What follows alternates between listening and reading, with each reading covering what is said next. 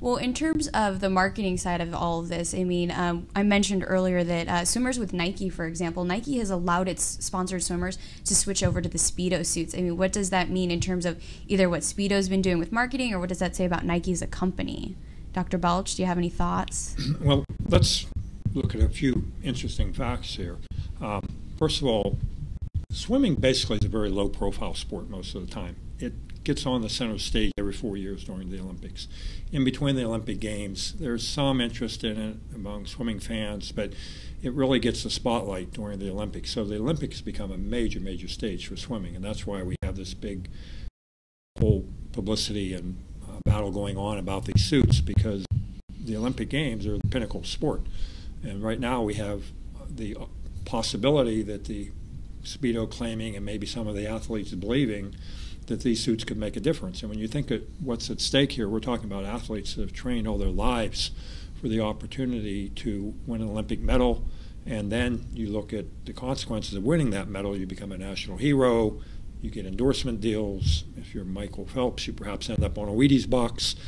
So a lot of interesting things going. And this year in particular, swimming will really be on stage at the Olympics, because there's, in the broadcasting, they're actually talking about putting swimming more on prime time than even track and field. Wow. And part of the reason that is the track and field has gotten a black eye recently from all the concerns about steroids and doping, and people just said, you know, why should I watch the 100 meters to see who the fastest man in the world is?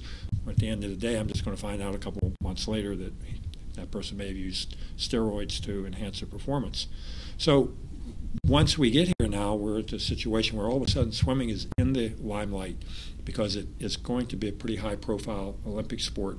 And we also have another thing going on. We have Michael Phelps, who has the opportunity to break Mark Spitz's record, or at least tie it, of 7 gold medals in one Olympics, which is very significant, one of the major records in sport.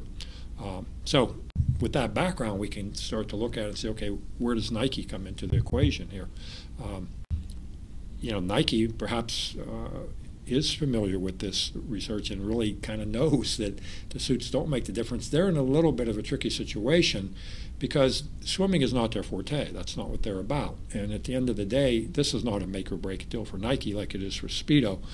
So Nike can, I think, sit back a little bit and say, okay, we'll be the good guys in this whole situation. We'll release our swimmers to evaluate the suits.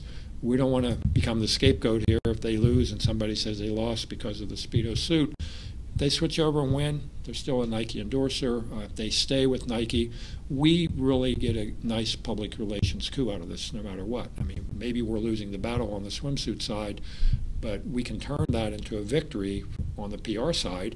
And even the athletes themselves are coming out and saying, you know, that's just the kind of company Nike is. They're so great to us.